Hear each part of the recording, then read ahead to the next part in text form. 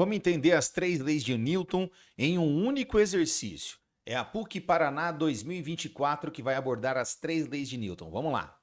A mecânica newtoniana é baseada em 3 princípios fundamentais, as chamadas leis de Newton, estabelecidas pelo físico inglês em seu monumental livro Princípios Matemáticos da Filosofia Natural, que foi publicado primeiramente em 1687. A respeito dessas leis de Newton e suas aplicações, analise as afirmativas a seguir. Bora lá para a primeira, ó. De acordo com a primeira lei de Newton, qual é ela? Ou o princípio da inércia, verdade, até aqui tudo certo. Um corpo tem uma tendência de manter seu estado de repouso, se ele tiver em repouso, ou movimento retilíneo uniforme, se ele tiver em movimento retilíneo uniforme, a menos que seu estado seja alterado por uma ou mais forças. Então, se um corpo está em repouso, qual é a tendência dele? Permanecer em repouso. Ele só vai sair do repouso se uma ou mais forças agir sobre ele. Se um corpo está em movimento retilíneo uniforme, ele vai continuar em movimento retilíneo uniforme. Por que ele pararia? Ah, porque o atrito está freando ele, por exemplo. Então, se não tem atrito freando e não tem força empurrando ele para frente, quer dizer, eu empurrei, deu um impulso inicial e ele vai embora. Por que ele pararia se não tem atrito, que é o atrito que faz ele parar? Então, a lei de Newton, a primeira lei de Newton, a lei da inércia, diz que ele vai manter realmente esses estados, ele tem tendência de manter esses estados de movimento, a menos que, né, a não ser que uma ou mais forças haja sobre esse corpo. Então, a primeira está correta, beleza?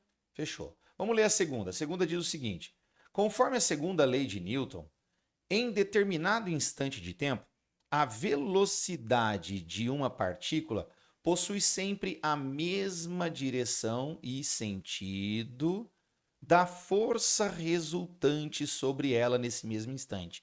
Uia, tá quase certo. Errou só essa palavra aqui, ó. Essa palavra aqui é a única coisa que está errada nesse texto. Se você trocar essa palavra por aceleração, aí fica certo, tá bom? Então, a tendência é a força resultante. A tendência não. O que acontece é que a força resultante, essa aqui, ó, força resultante, ela age sempre no mesmo sentido da aceleração e não da velocidade. Então, a 2 está falsa.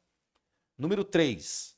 A força-peso de um objeto e a força normal aplicadas sobre ele por uma superfície de contato podem, em algumas situações, formarem par de ação e reação. É o erro mais comum da ação e reação, essa daqui, ó. Tem uma mesa, aí aqui em cima tem uma caixa, e aí tem o peso, que é vertical para baixo, e tem a normal, que é vertical para cima, nesse caso, tá?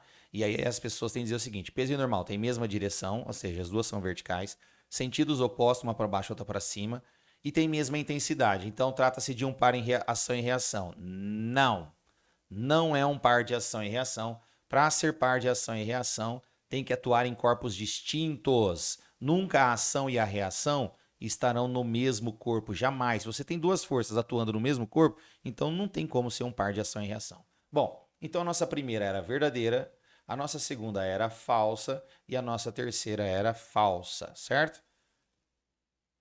Então, a única que é verdadeira é a número 1, a alternativa B. Fechou? A gente se vê no próximo exercício. Um abraço.